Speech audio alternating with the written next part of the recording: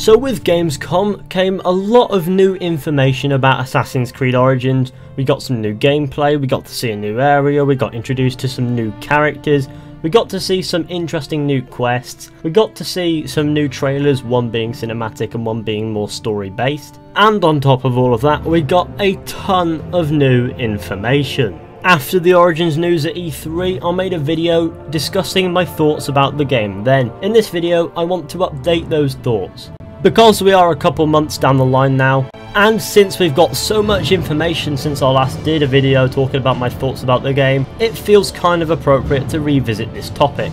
So that's exactly what I'm going to do. So to start off with, I would like to talk about the new area that we got to see in Assassin's Creed Origins Gamescom demo, which is of course Memphis. Memphis looks like a really interesting location with plenty of things to do. And from an aesthetic point of view, everything looks fairly old, but at the same time, everything looks pretty beautiful. And now I know exactly what was meant when it was said that Memphis would look old and players would feel it. Most of the demo footage consists of one quest, which is very interesting to watch. We meet Bayek's wife, Aya. Although we haven't seen too much of her, she does seem to have a little bit of chemistry with Bayek, which is always good. We also got to meet Cleopatra, which was also quite interesting. However, one thing I did notice is that Cleopatra had an English accent, which doesn't really make sense. But as far as accents are concerned, I could understand. I mean, people complain that every character in Assassin's Creed Unity had an English accent, and although for accuracy's sake it would have been nice to have everybody with French accents, but I don't particularly think people would have liked if Arno sounded like this guy. However, although an appropriate accent would have been nice, I don't really see much of an issue with this thing, so we can let it slide, or at least I can. If you can't,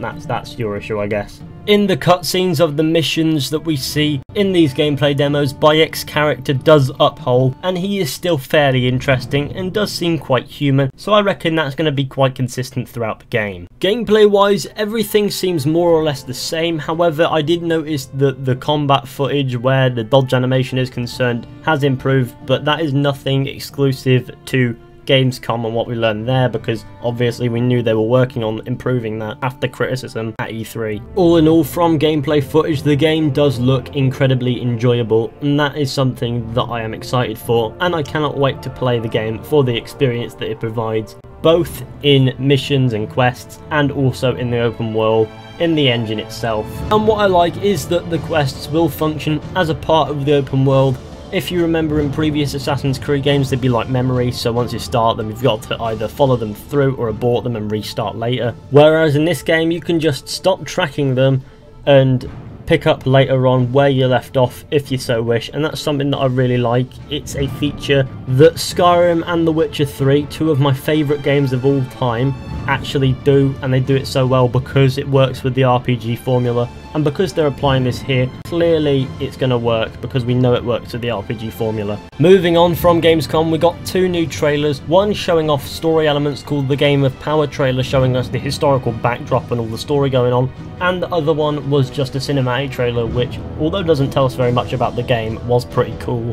However, the Game of Power in-game footage trailer actually did show us quite a fair bit about the game's story, the backdrop, the historical riff-raff that's going on. The cinematic trailer introduced us to Julius Caesar, so now we know 100% he's going to be in the game, and given the context of the trailer, it does seem as if Julius Caesar and Cleopatra will be allies to Bayek, at least at first. However, if there's one overall thing that I can say about these trailers, is that they make the game look good, which is always great. We also got some details about the historical plot that the game's going to attempt to reenact. That, of course, being Cleopatra attempting to reclaim the throne from her brother Ptolemy XIII after being exiled. I feel as if it can make for a really great backdrop to Bayek's story, because of course we have to remember that this is only a part of the story. This is the historical backdrop, the historical setting if you will, but this won't completely cover Bayek's story. There is of course going to be more to it, which is separate in some ways, but with it the historical setting in others. It'll sort of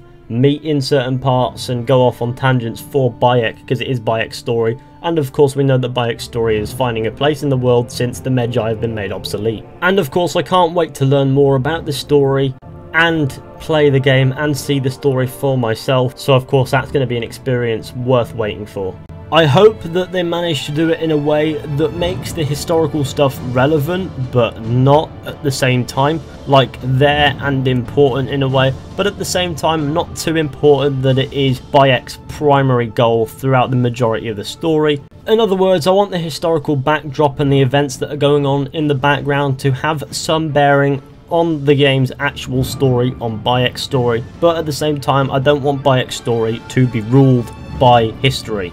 While on the lines of story, we got a hint that Bayek will eventually begin to disagree with certain things about Cleopatra, obviously hinting at Amunet, who is an assassin who eventually assassinates Cleopatra according to Assassin's Creed canon. So I saw that as a really subtle hint that the assassins will not be aligned with Cleopatra at all, so I'd imagine that Bayek and Cleopatra will end up as enemies towards the end of the game. Basically meaning that at least some character development for Bayek is confirmed. Well, the story is advertised as being very character development based, so you'd imagine that would be the case, but I cannot wait to see how this plays out in the game with the development from Bayek and that descent from allies to enemies between the assassins and Cleopatra. And by assassins I mean starting off with being just Bayek as the last Magi, and then he founds the assassins, and that's probably way after he's fallen out of line with Cleopatra, and they're probably enemies by that point,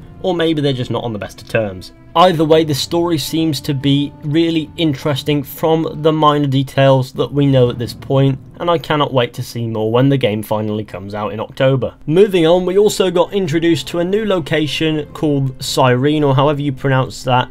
It's actually not in Egypt, this is actually in Libya, or modern day Libya, and it's a Greek colony, and you can tell because it doesn't look Egyptian at all. So there are some areas outside of Egypt, and that just provides some diversity to the open world because obviously it looks very different. I am quite happy to see this, but I have one question. Because this is outside of Egypt itself, will it be in a different world space, or will you be able to seamlessly go from this area back into Egypt? Either way, I don't particularly care, but it would be interesting to find out. However, I do like that there is technically a third city here, so there are 3 completely different city-like locations, and with the massive open world, this game just seems to be huge. Obviously, a big issue with huge open worlds would be that sometimes they can feel a little bit empty.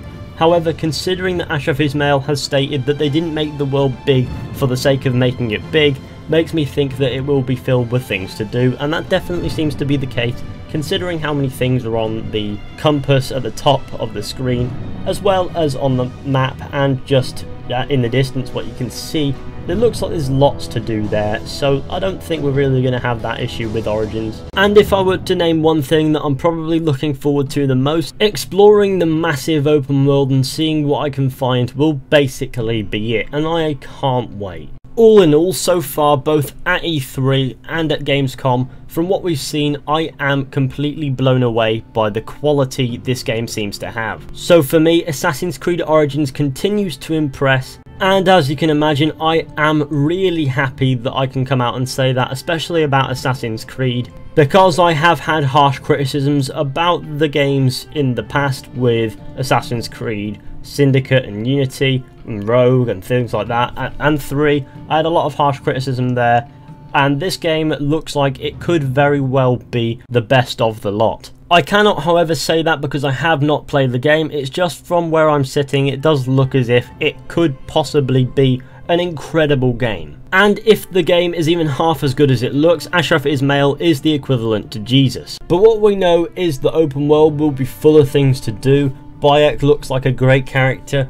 The setting is perfect for Assassin's Creed, but we know that. All they basically need to do now is get a good modern day in there and a really good story, and we could easily be looking at some solid Game of the Year material here.